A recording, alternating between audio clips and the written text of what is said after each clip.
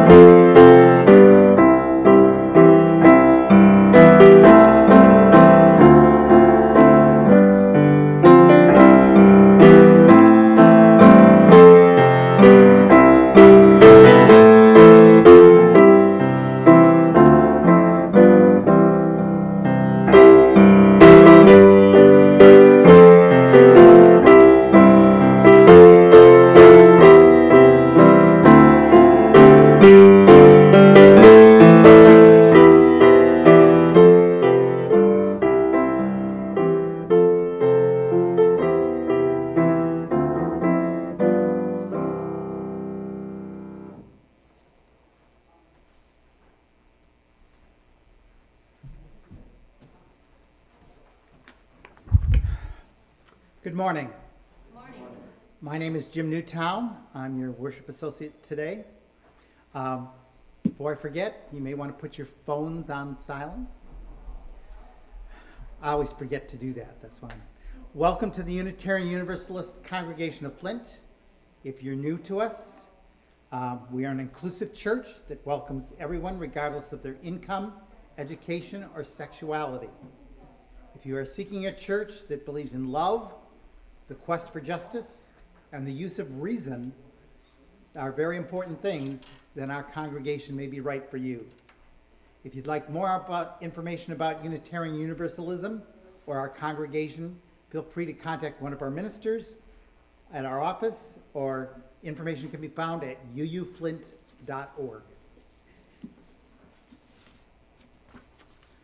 Some announcements. Our service on October 10th, coming up pretty quick, 2 weeks I think, right, is the ordination of our co-minister, Kerr. This event has been canceled twice, once because of a snowstorm and then because of the COVID-19 pandemic. This time we mean it. Please join us at 10 o'clock on October 10th for this ordination for the people. Also, we're happy to announce that two of our core members, Dr. Van and Marion Van Winkle, will celebrate 72 years as members of the American Civil Liberties Union. Someplace we reported they had members for 12 years. We were only off by 60. In any case, congratulations to both of them. Let us light our chalice.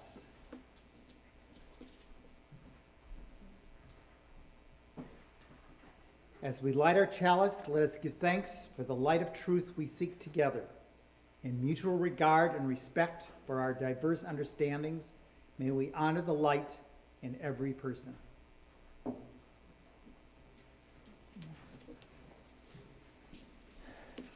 I encourage you to join me in reading our covenant, even if you're at home alone. Please do that. Recognizing the richness of diversity, the beauty and wonder of shared worship, and the transforming power of love and service, we gather as a sacred, intentional community to freely seek knowledge and truth, to celebrate the fullness of life, and by our actions to increase goodness and justice. Very good, since it wasn't up there.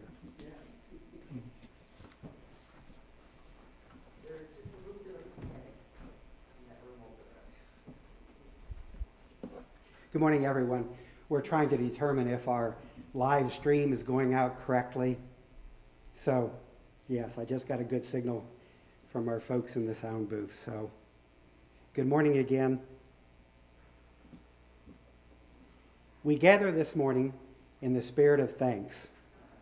Thanks for the fellowship we share, for the heritage of freedom we claim, for the beauty of the earth we see, for the human creations we made, for love given and received. Let us say thanks for the freedom, and especially for life. Say thanks loud and clear.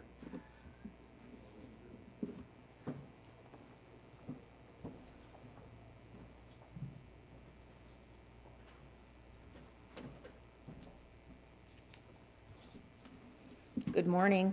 Good morning.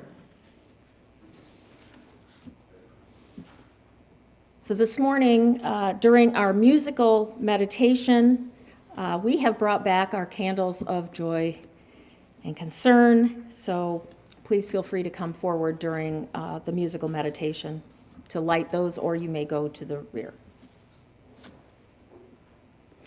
So please join in a spirit of prayer and meditation.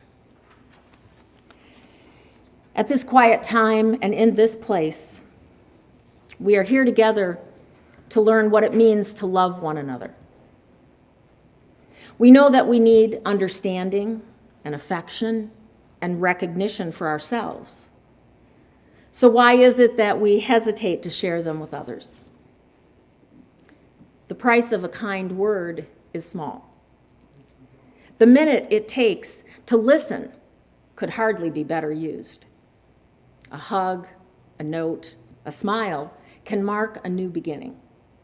But even in our own families, we don't always remember to love one another. Let this community remind us to be good to one another and understand and always stand ready to forgive and begin anew. Before we enter into the silence today, let us reflect on the many gifts we have to offer to bring grace and peace to our troubled world. A smile, our patience, or understanding are ours to give freely. In sharing these gifts, we can build a better world. Let us all pledge ourselves to greater service in the week ahead. Let us enter into the silence.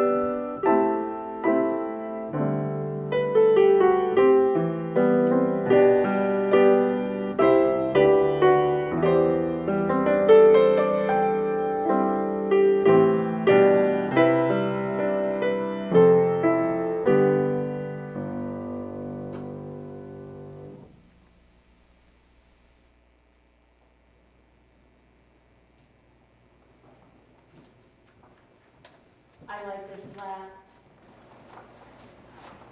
candle for all of those joys and concerns that have been expressed and for those that have not.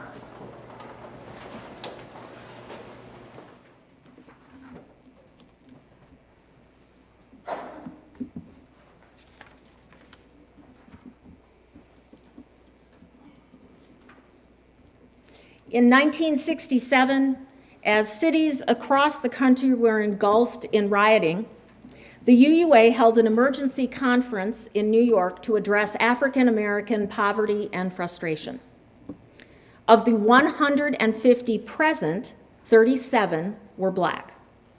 That was 25% of the gathering in a denomination that was 1% African American.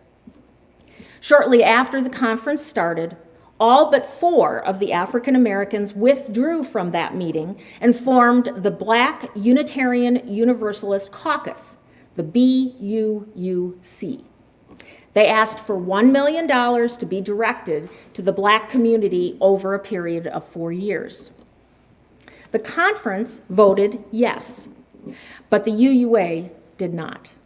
The UUA board instead created a new commission that could fund affiliated organizations and invited the BUUC to apply. The BUUC then met in 1968 in February, while a second alternative group, the Black and White Action, BAWA, met in May. This was the month before, April 4th, when Martin Luther King was murdered. In June of that summer, the General Assembly met and both organizations competed for funds. After 3 days and extraordinary tension, both organizations were approved for funding. However, following General Assembly, once again, the UUA board voted to change the amounts voted upon. The following is what Reverend Mark Morrison Reed writes about what happened next in an account that he entitled The Empowerment Tragedy.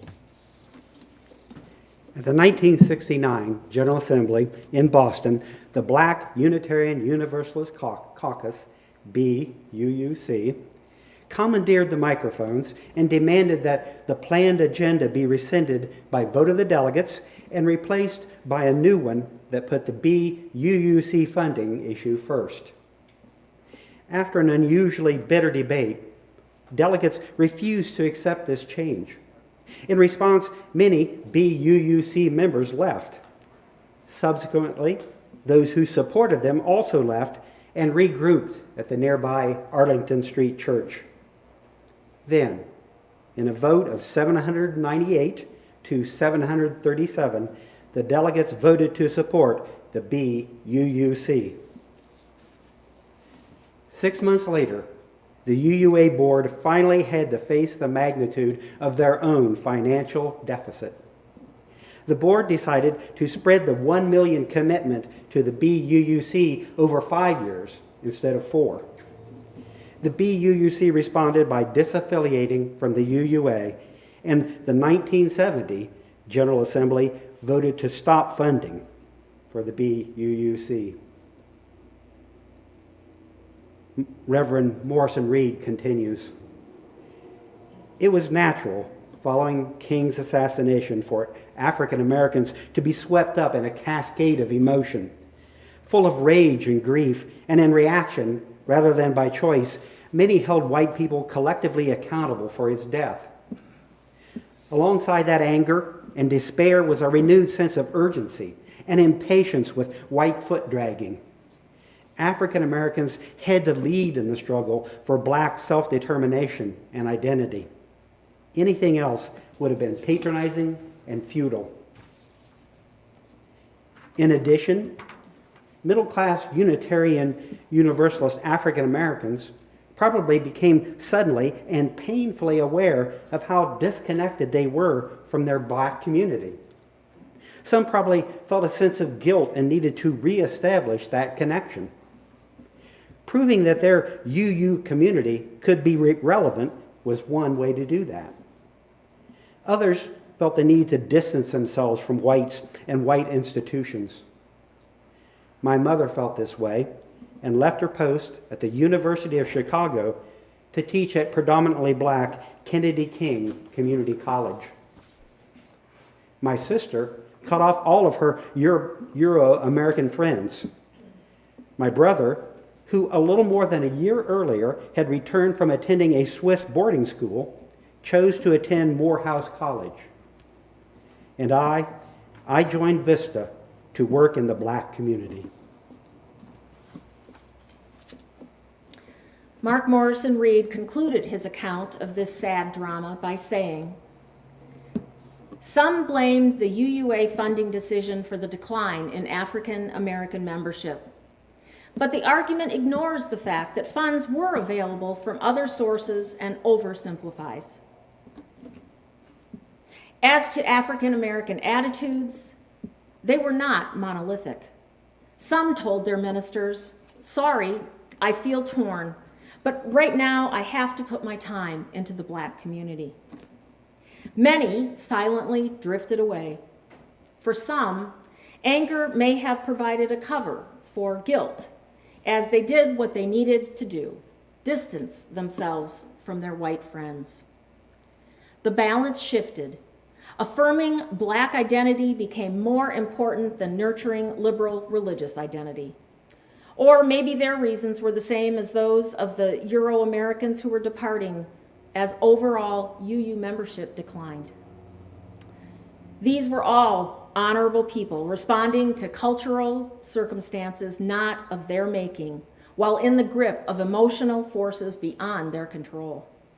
These circumstances compelled them to choose between dearly held values, and they brought to their decision-making their humanness, lofty hopes, and moral certitude, grim earnestness, and inflamed passions, some self-delusion, lots of defensiveness, and as tragedy requires, hubris.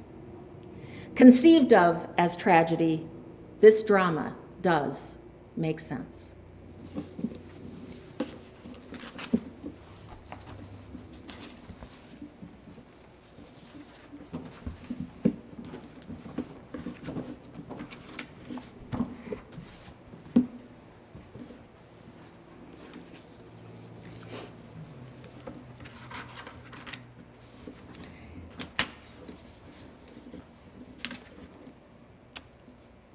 I'm not particularly thrilled to be talking about our congregational and denominational failures when it comes to anti-racism. But I feel the way that some of our anti-racism trainings are conducted are not helpful and could even be detrimental. We should know how to do this better than most.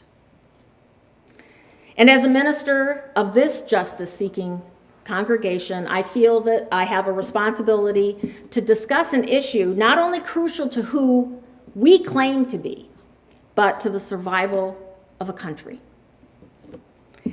I want you to know that the thoughts that I express today are ultimately my own.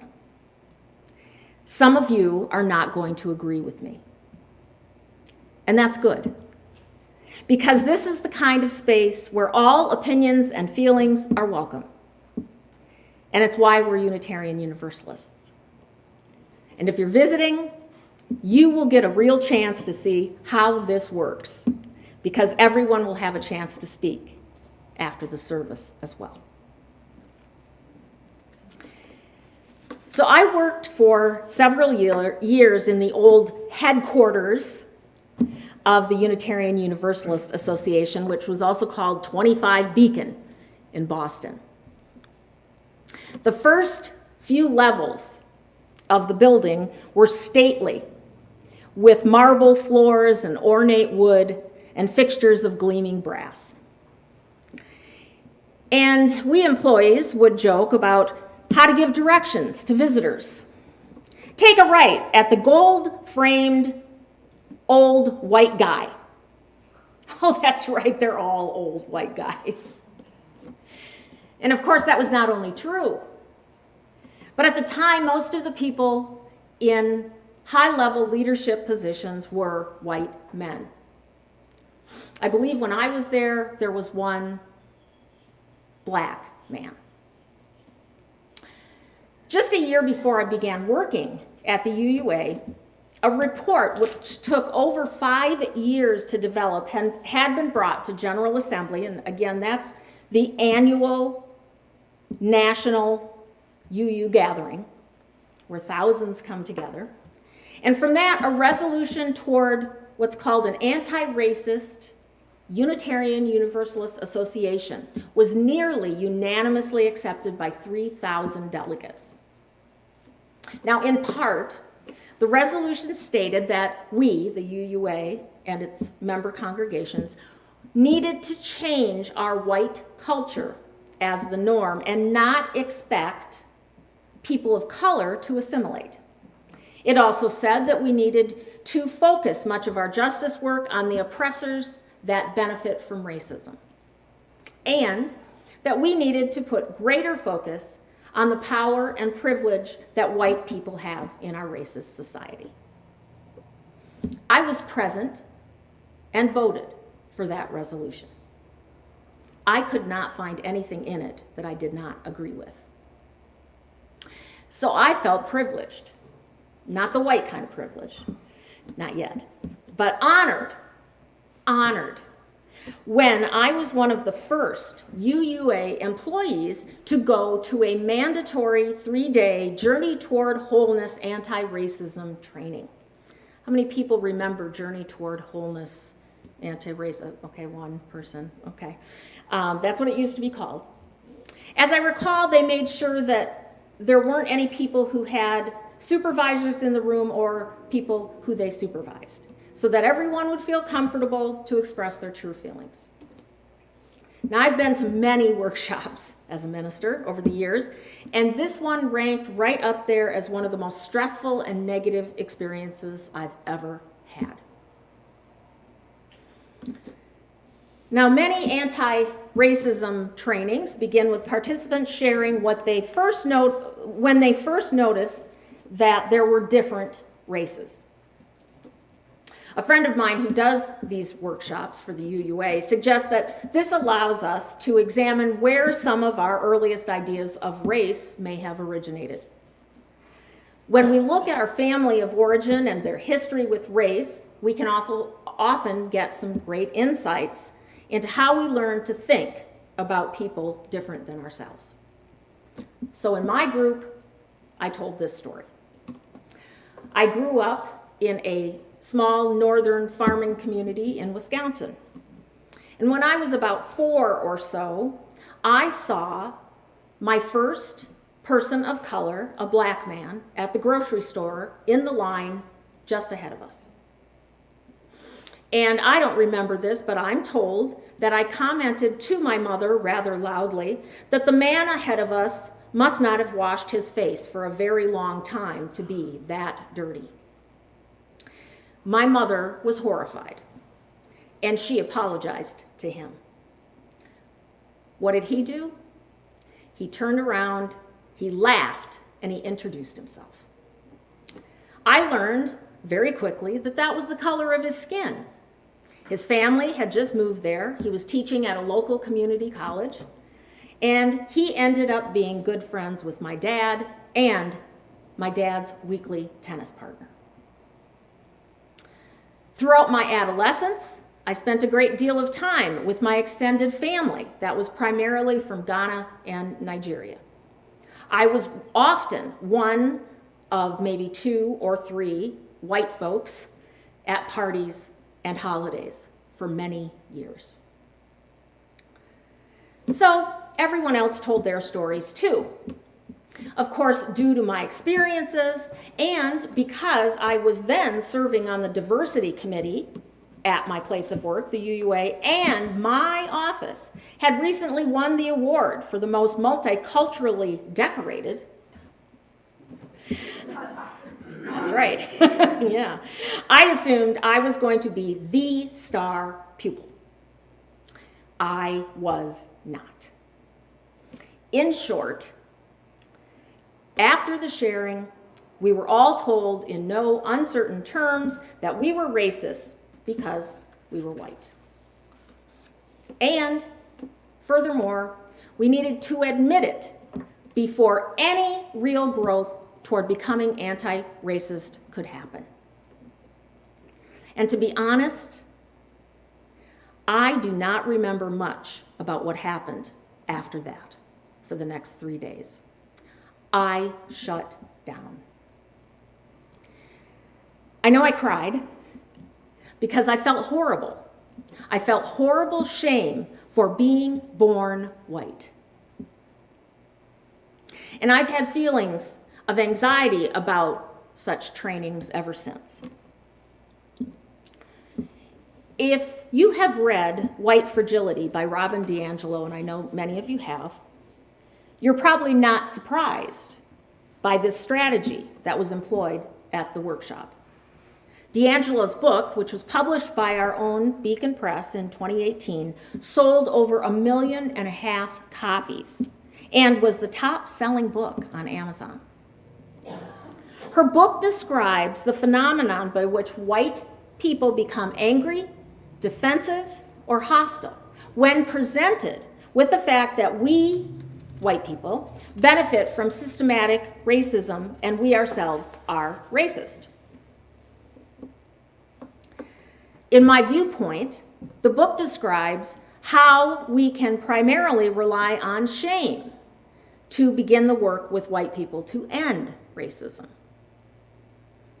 Now, I don't question, of course, whether this sort of work should be done. I do wonder, however, if there are ways to do it that are more in keeping with our principles and values. I feel strongly that it is not okay to traumatize people to make a point, albeit an essential point. Riding home on the train each day after the workshop from Boston, I couldn't help but wonder what had happened to my church that affirms the inherent worth and dignity of every person. What happened to the church that is supposed to show compassion for everyone? Now, clearly, I was not alone asking these questions. Although this is the only time I have ever spoken publicly about it. One UU minister who wrote a book about UUA anti-racism programs and criticized it, distributed it at General Assembly. He received a letter of censure from our Ministers Association for unethical conduct. There have been other ministers who have lost collegial friendships and lucrative appointments. Criticizing such a bedrock initiative can have consequences on one's career. Being that I am at the end of mine, I'll be celebrating 25 years of ministry next May. This is of no concern to me. At the time, though, I had just been recently ordained. I was young, and I wasn't up to challenging anyone or anything. And you need to understand how important this was to headquarters at the time.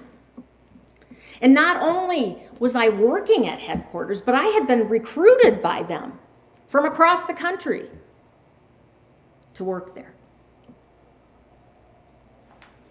As you heard in the reading that we did, we have a tremendous long history of racial justice work in our denomination. I mean, even before the Unitarians and the Universalists merged, people were active abolitionists. This goes way back.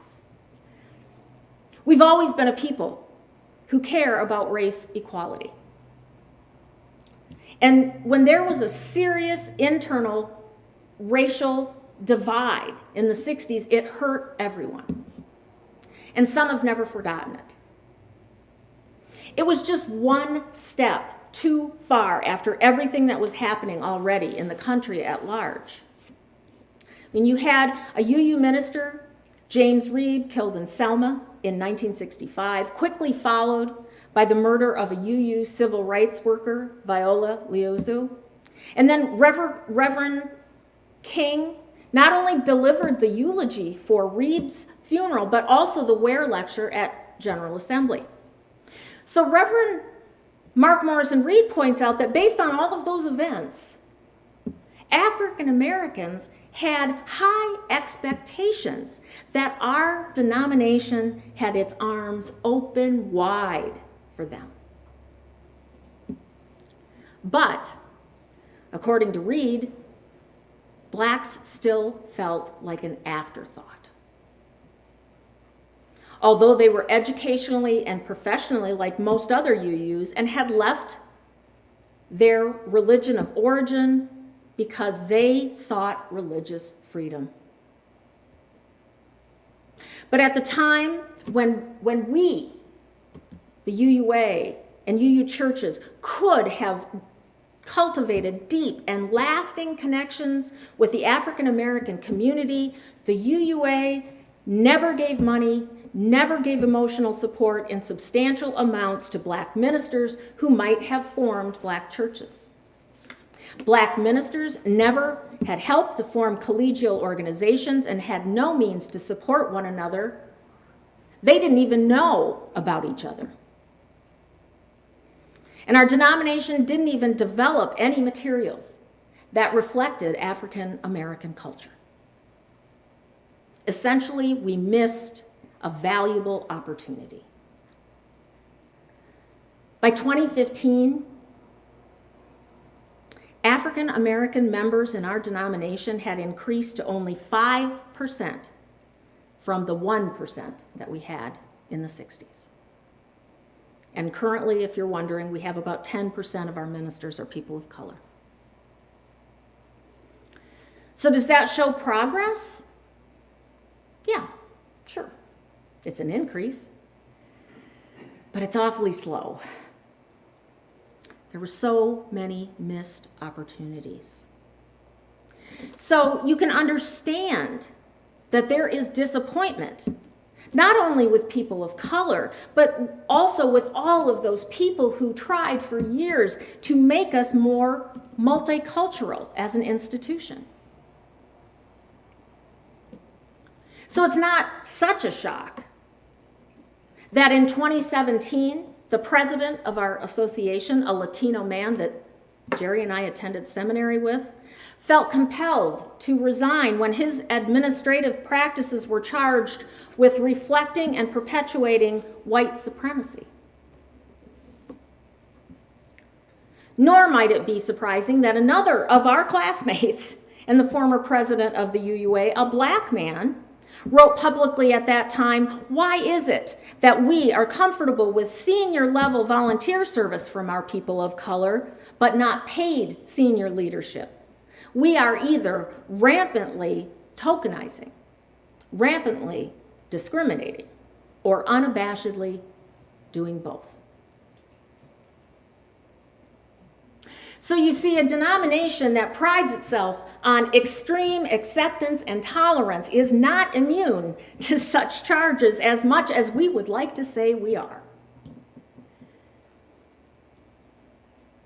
But in an effort to show that we were serious about change, I believe we chose some methods that didn't make sense for who we are. A shame-based model meant to change behavior. And no matter how well-meaning a presenter, the change wasn't going to happen in a 3-day workshop. It just wasn't. And in fact, now that 23 years have gone by, I think anti-racism is something that we practice over a lifetime, and we keep learning. But let me tell you, I get it. People wanted so badly for things to be better, for our institution to be better, for our churches to be better.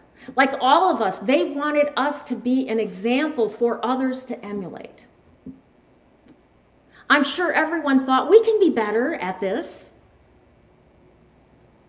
But isn't that what life is all about? Constantly working to be better.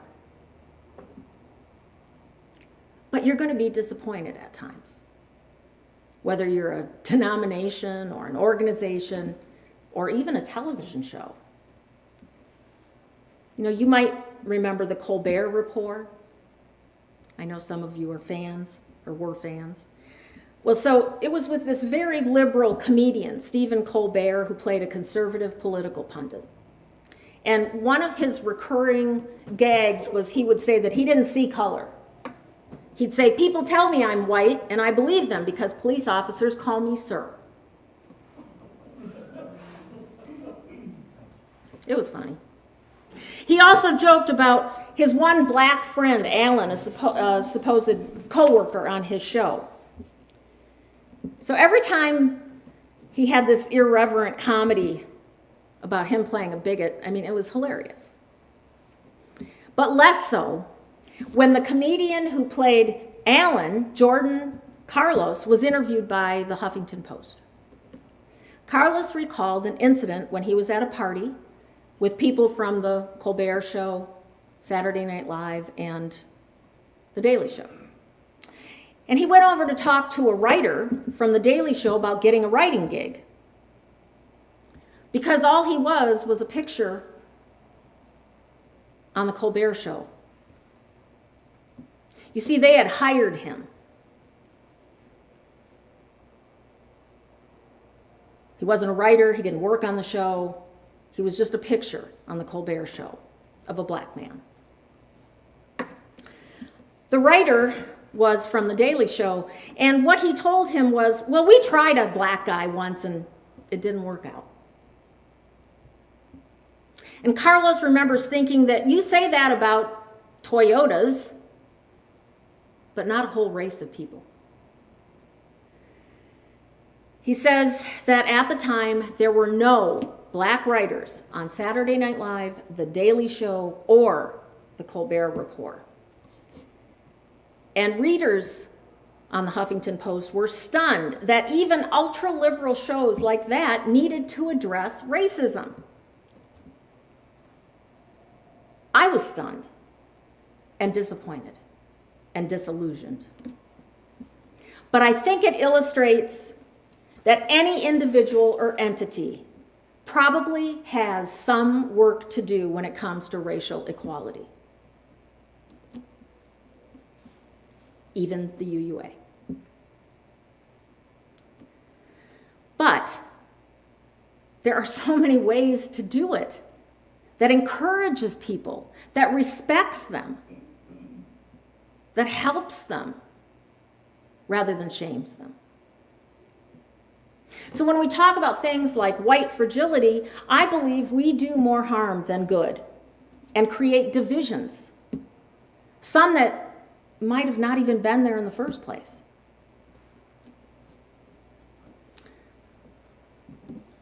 As it did me, I think it can cause people to shut down, and they're not going to get anything out of what is said after that. But before I get any more specific, I want to give you a definition of the kind of shame I'm referring to. Research professor Brené Brown describes it as an intensely painful feeling or experience of believing that we are flawed and therefore unworthy of love and belonging. That's what shame is. And that's how I felt at that workshop. And I imagine that all of you have felt that feeling at one time or another. And you didn't enjoy it.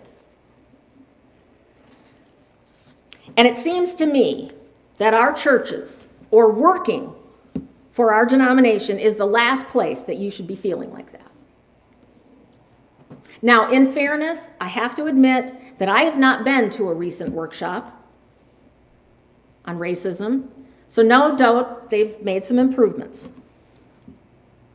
But since white fragility has been so widely read, I assume that the predominant modus operandi is all whites are racist and you need to admit it.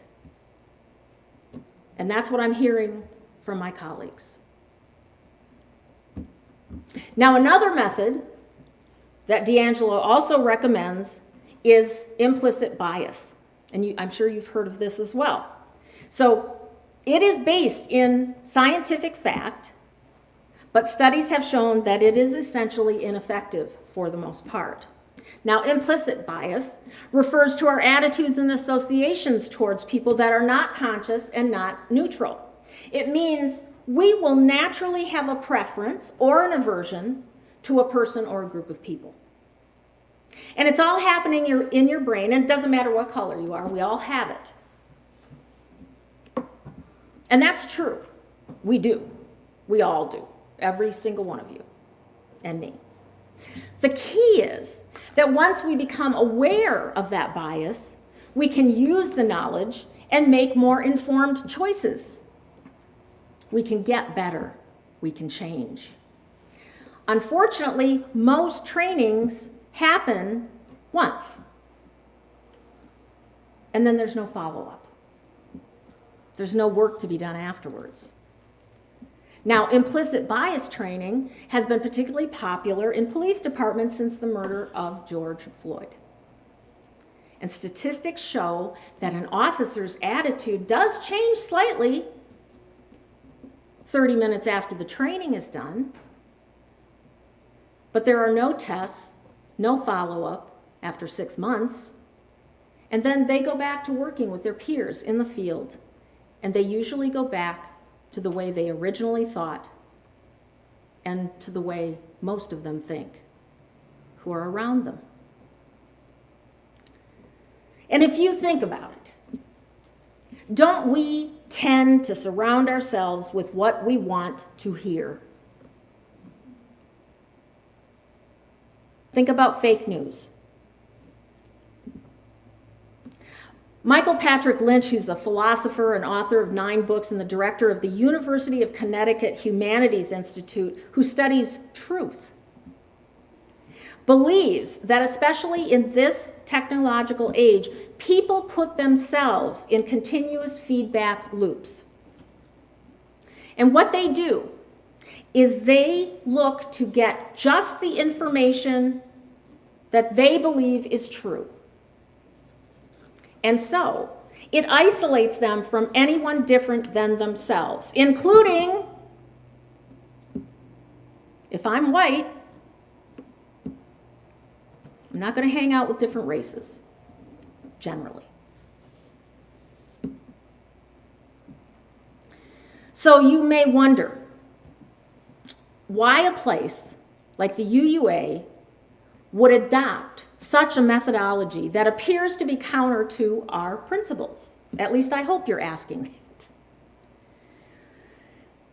Well, UU minister and theologian Tandeka points to a Lutheran pastor and anti-racist activist, Joseph Barnt. Our materials are based on his, and he maintains that whites are sinners, and the original sin is racism. And the only way for us to be saved is to first confess.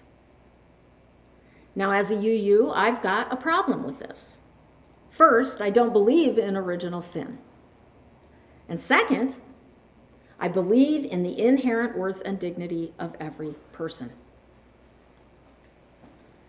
Tandeka writes, in our tradition, we are always active agents in our own salvation, and this is core to our teaching. Why have we accepted a doctrine of race that indicts 95% of our congregants as helpless, passive sinners?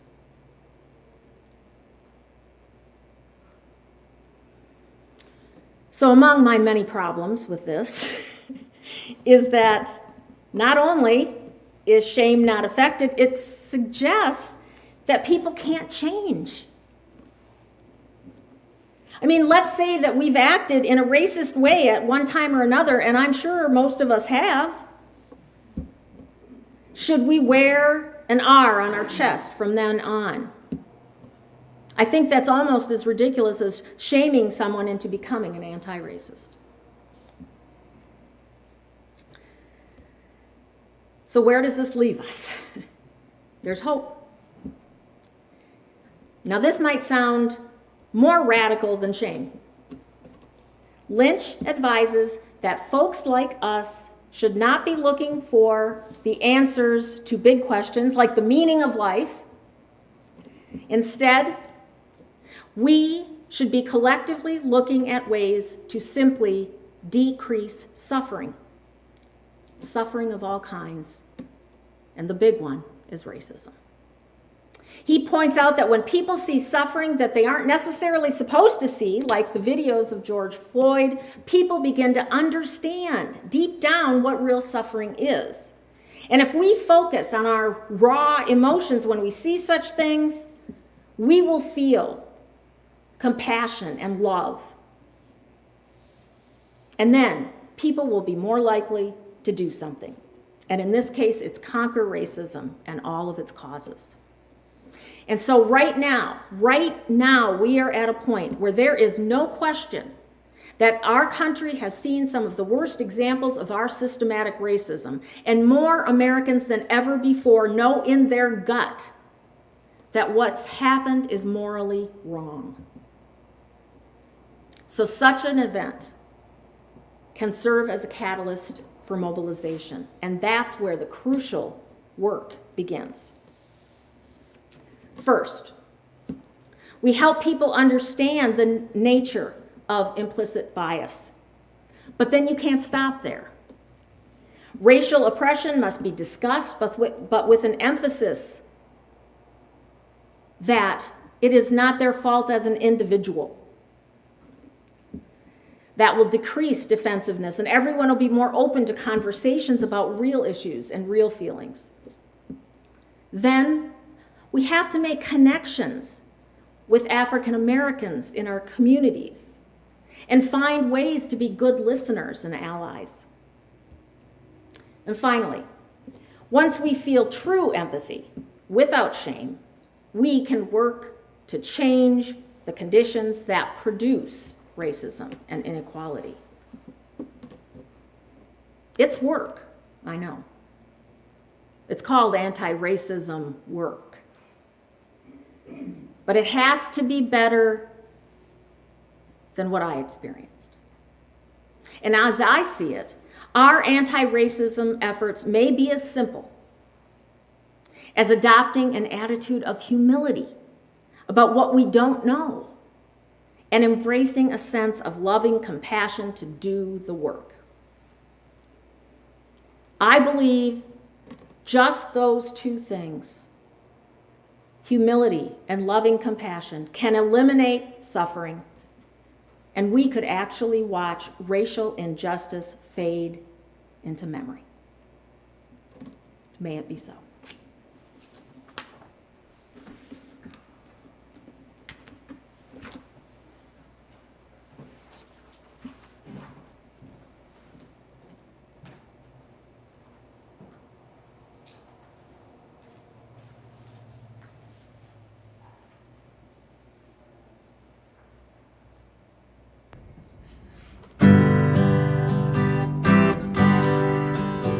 Sometimes I'm right and I can be wrong.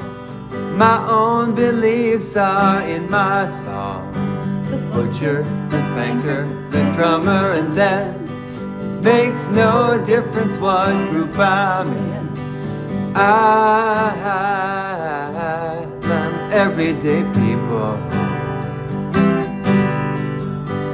There is a blue one who can't accept the green one for living with the fat one, trying to be a skinny one. Different strokes for different folks, and so on and so on, and Scooby-Dooby-Dooby.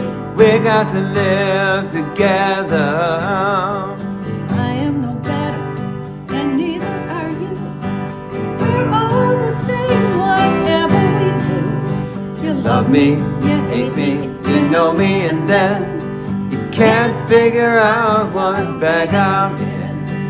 I am everyday people.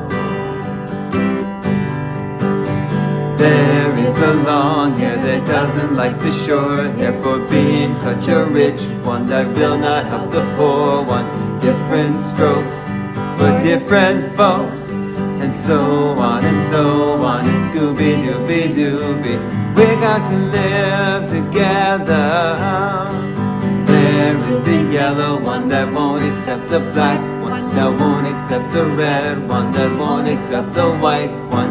Different strokes for different folks, and so on and so on, and Scooby-Dooby-Dooby. I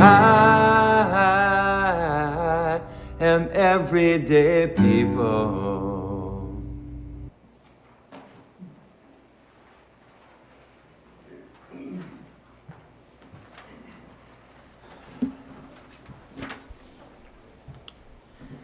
Thank you for the many ways you support UUCF as we promote UU values in this community.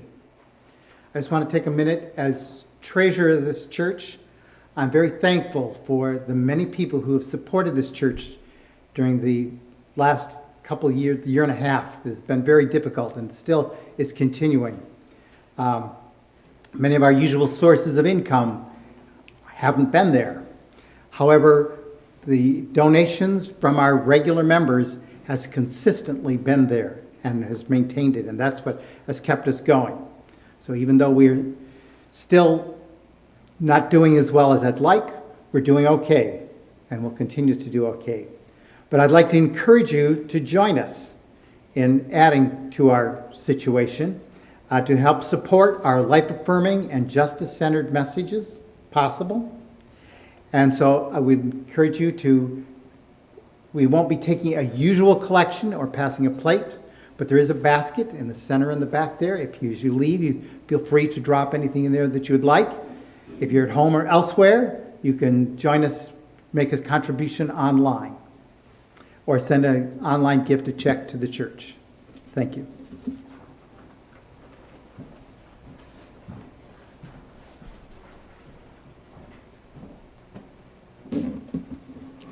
May we step forth from here in love, love that empowers us, love that spills forth from us, and love that recognizes our neighbor in the nameless stranger on the street.